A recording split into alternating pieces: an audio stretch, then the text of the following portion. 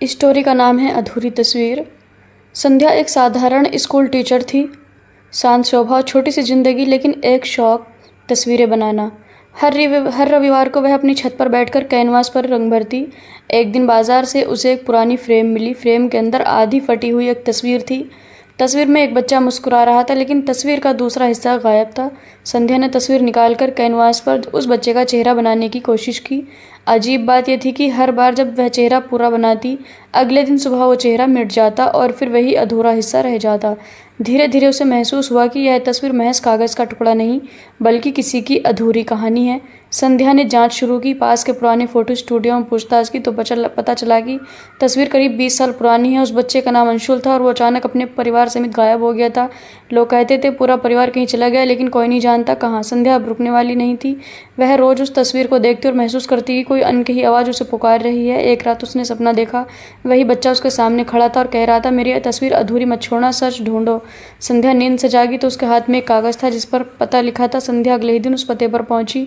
पता शहर के किनारे एक जर्जर सा पुराना घर था, जिसकी खिड़कियां टूटी हुई और दरवाजा आधा खुला था। घर में सन्नाटा था, जैसे कई सालों से वहां कोई रहता ही ना हो। संध्या अंदर गई तो दीवारों पर धूल और मकड़ी के जाले थे। अंदर पहुंचकर कमरे में उसकी सांसें थम गई। दीवार पर उस बड़ी सी तस्वीर की बड़ी कॉपी लगी थी, लेकिन उसमें वो अधूरा हिस्सा भी मौजूद था। तस्वीर में अंशुल के साथ एक और चेहरा था, एक और बच्चा था जो बिल्कुल अंशुल जैसा ही दिखता था। संध्या ने बड़बड़ाते हुए कहा, मतलब अंशुल का एक जुड़वा भाई भी था। अचानक उसे कमरे के किसी कोने से चलने की आहट सुनाई दी। उसके कदम वहीं जम गए। धीरे धीरे परछाई सामने आई। एक बूढ़ा आदमी जिसकी आंखों में गुस्सा और दर्द दोनों झलक रहे थे। वह कांपती आवाज़ में बोला, ये तस्वीर तुम्हें कहाँ मिली? संध्या डरते हुए बोली, मैं इसे बाजार से लाई थी। ये बच्चा कौन है और इसका भाई कहाँ है? बूढ़ा आदमी कुछ देर चुप रहा, फिर बोला, तुम बहुत बड़ी गलती कर रही हो। ये मामला सिर्फ तस्वीर का नहीं है, ये मामला खून का है। संध्या सन्न रह गई। उसने हिम्मत जुटाकर पूछा, मतलब? बूढ़ा आदमी धीमे स्वर में बोला, अंशुल और उसके भाई की जिंदगी सिर्फ तस्वीर में अधूरी नहीं रही, असल जिंदगी में भी किसी ने उसे अधूरा छोड़ दिया। संध्या का दिल जोर जोर से धड़कने लगा। उसने कांपती आवाज़ में पूछा, आखिर हुआ क्या था उन बच्चों के साथ? बूढ़ा आदमी कुर्सी पर बैठ गया, जैसे उसके कंधों पर सालों का बोझ था। उसने कहना शुरू किया, 20 साल पहले इस घर में अंशुल और आरव, दो जुड़वा भाई रहते थे, जिनके माता पिता एक बड़े बिजनेस से जुड़े थे। लेकिन उस बिजनेस में भारी धोखा हुआ और परिवार कर्ज में डूब गया। एक रात अचानक घर में आग लगी। लोग कहते हैं कि यह हादसा था, लेकिन सच यह है कि वो आग किसी ने लगाई थी। संध्या हैरान रह गई। तो दोनों बच्चे? बूढ़े ने गहरी सांस ली। आग के बाद अंशुल की लाश मिली, लेकिन आरव गायब हो गया। पुलिस ने केस बंद कर दिया। कहा आरव भी जल गया होगा, लेकिन मैंने अपनी आंखों से देखा था, आरव जिंदा था। किसी ने उसे वहां से उठा लिया था। संध्या के रोंगटे खड़े हो गए। तो आप कहना चाहते हैं कि आरव अभी भी जिंदा हो सकता है? बूढ़ा आदमी खामोश हो गया। उसकी आंखों में आंसू थे। शायद, लेकिन अगर वो जिंदा है तो वो कहीं कैद है, क्योंकि इतने सालों से उसकी कोई खबर नहीं मिली। संध्या सोच में पड़ गई। वो तस्वीर अब एक गहरी साजिश का सबूत लग रही थी। उसी वक्त अचानक दरवाजे पर दस्तक हुई। बूढ़ा आदमी घबरा कर बोला, तुम्हें यहाँ नहीं रुकना चाहिए। जिस सच के पीछे तुम हो वो लोग बहुत ताकतवर है।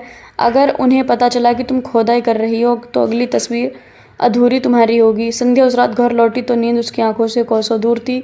उसके सामने बार बार वही अधूरी तस्वीर और बूढ़े आदमी की बातें घूम रही थी। अगर सच को छेड़ा तो अगली अधूरी तस्वीर तुम्हारी होगी। लेकिन संध्या डरने वालों में से नहीं थी।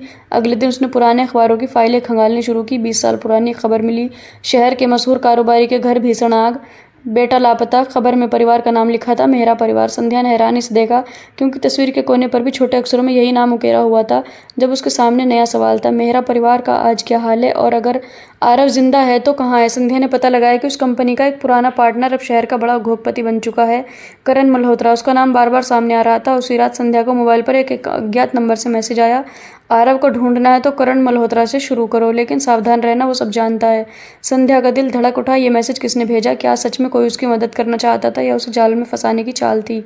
वो सोच रही थी कि खिड़की बाहर उसे किसी की परछाई दिखी। वो भागकर बाहर आई, पर वहाँ सिर्फ एक फटी हुई कागज़ की चिट पड़ी थी। उस पर लिखा था, संध्या अब तुम बहुत करीब हो, लेकिन याद रखना, जितना सच जानोगी उतना ही अकेली रह जाओगी। संध्या ने हिम्मत जुटाई और करण मल्होत्रा के ऑफिस पहुंच गई।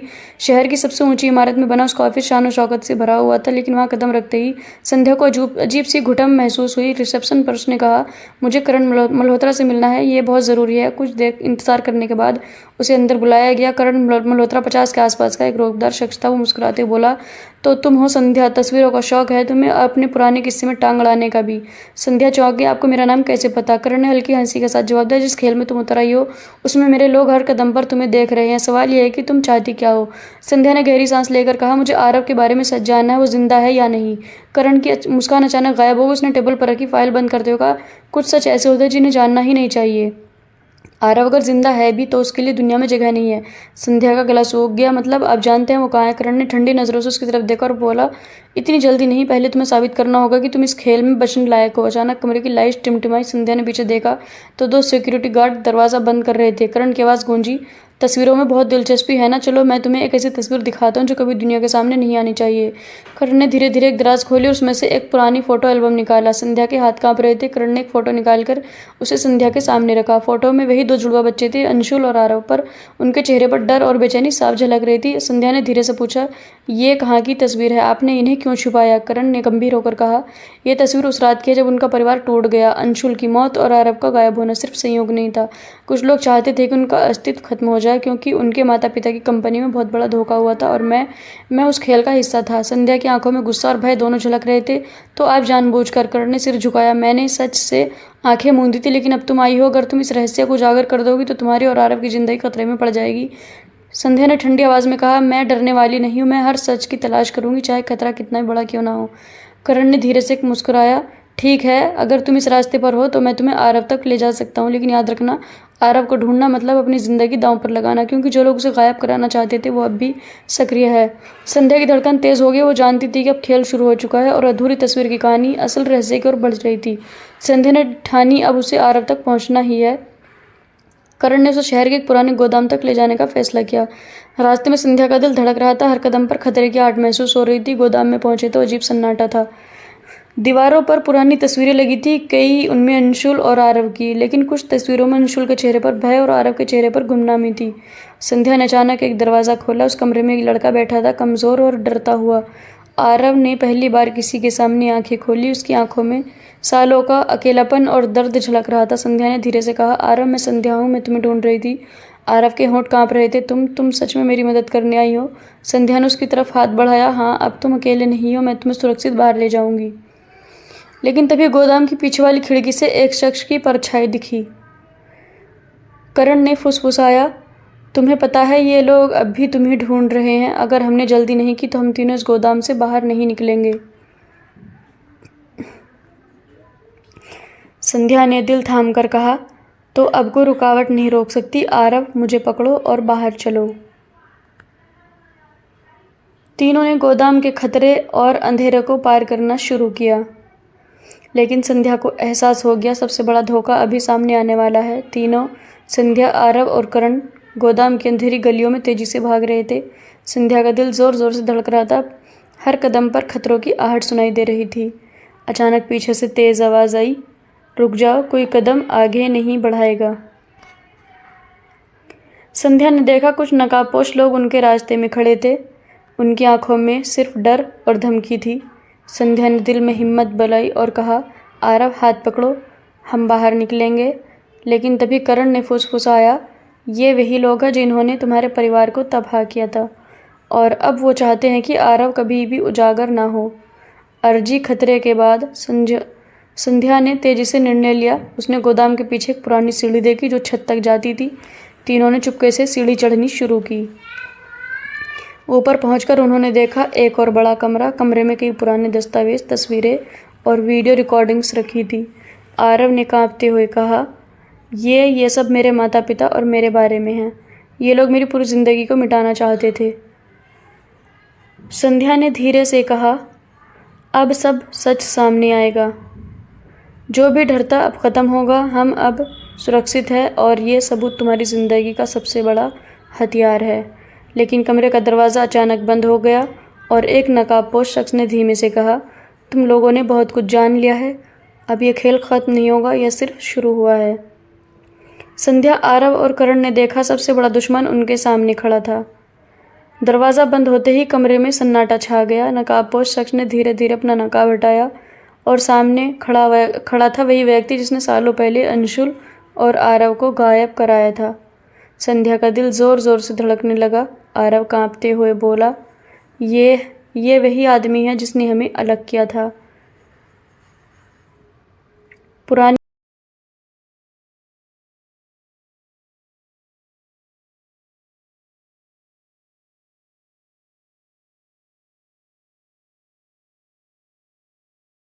पुराने दुश्मन ने ठंडी हंसी के साथ कहा, अब तुम्हारे पास कोई रास्ता नहीं है। तुमने जो देख लिया उसे कभी उजागर नहीं होने दूंगा। संध्या ने हिम्मत जुटाई। हम डरने वाले नहीं हैं। आरव की जिंदगी और सच को छुपाना अब तुम्हारे बस की बात नहीं है। करण ने दस्तावेजों की थाली निकालते हुए कहा, तुमने सालों से सब कुछ छुपाया, लेकिन ये सबूत अब सब कुछ बदल देंगे। नकाबपोश शख्स ने गुस्से में हमला किया। तीनों ने मिलकर बचाव किया। संध्या ने साहस से उस शख्स को पीछे धकेला। आरव ने पास की लोहे की छड़ी पकड़कर तैयार हुआ और करण ने अपने अनुभव से उसे फंसाया। संघर्ष के बीच कमरे की खिड़की टूट गई। तीनों ने तुरंत कूदकर बाहर भागा। सड़क पर पहुंचकर संध्या ने देखा, हम सुरक्षित है, लेकिन ये लड़ाई अभी ख़त्म नहीं हुई। आरव ने हिम्मत जुटाकर कहा, माँ जैसी हो तुम संध्या, तुम्हारे बिना मैं कभी नहीं बच पाता। संध्या ने मुस्कुराते हुए कहा, अब समय है इन सबूतों को दुनिया के सामने लाने का, ताकि जो अधूरी तस्वीर रह गई थी उसका सच पूरा हो सके। संध्या, आरव और करण सभी सबूतों के साथ शहर के एक भरोसेमंद पत्रकार के पास पहुंचे। पत्रकार ने दस्तावेज और तस्वीरें देखी और बोला, ये सब बहुत बड़ा खुलासा है। अगर इसे प्रकाशित किया गया तो बहुत लोग परेशान होंगे, लेकिन सच सामने आना चाहिए। संध्या ने दृढ़ आवाज़ में कहा, हम डरने वाले नहीं हैं। अब समय है कि अंशुल और आरव की कहानी पूरी दुनिया जाने। अगले दिन अखबार और टीवी चैनलों पर खबरें छा गई। 20 साल बाद उजागर, मेहरा जुड़वा भाई का रहस्य और गायब बच्चों की कहानी। पुराना खेल अब ख़त्म, अपराधी बेनकाब। कई लोग चौंक गए। जिन्होंने कभी अंशुल और आरव की ज़िंदगी पर साया डाला, अब उनका चेहरा मीडिया पर दिखा। कानून ने तुरंत कार्रवाई शुरू की। आरव ने संध्या की ओर देखा और कहा, अब मैं सच में आज़ाद हूँ। तुम्हारे बिना मैं कभी इतना मजबूत नहीं बन पाता। संध्या ने मुस्कुराते हुए कहा, तुम्हारी मुस्कान ही मेरी जीत है। अब अधूरी तस्वीर पूरी हो चुकी है। करण ने धीरे से कहा, सच की ताकत हमेशा जीतती है। हमने सिर्फ डर का सामना नहीं किया, बल्कि उसे ख़त्म किया। आरव ने कैमरे के सामने कहा, मैं अंशुल का भाई हूँ और अब मेरी कहानी पूरी हो चुकी है। जो अधूरी रही अब उसे पूरा कर दिया गया। संध्या की आंखों में आंसू थे, इस बार खुशी और राहत के। अधूरी तस्वीर अब सिर्फ एक याद नहीं रही, बल्कि सच्चाई और उम्मीद की प्रतीक बन गई थी। और इस तरह अधूरी तस्वीर की कहानी समाप्त होती है, एक रहस्य से शुरू होकर डर और संघर्ष के माध्यम से सच्चाई तक पहुंचने की पूरी यात्रा। तो दोस्तों, कैसी लगी आपको ये रोमांचक कहानी अधूरी तस्वीर? अगर आप चाहते हैं कि हम ऐसी और भी दिलचस्प और सस्पेंस भरी कहानियाँ लाएं, तो हमारे चैनल को भी सब्सक्राइब करें। वीडियो को लाइक और शेयर करना मत भूलना और कमेंट में बताएं आपको कहानी का कौन सा हिस्सा सबसे ज़्यादा रोमांचक लगा। याद रखिए, हर कहानी के पीछे एक सच छुपा होता है और अगली कहानी आपके इंतज़ार में है।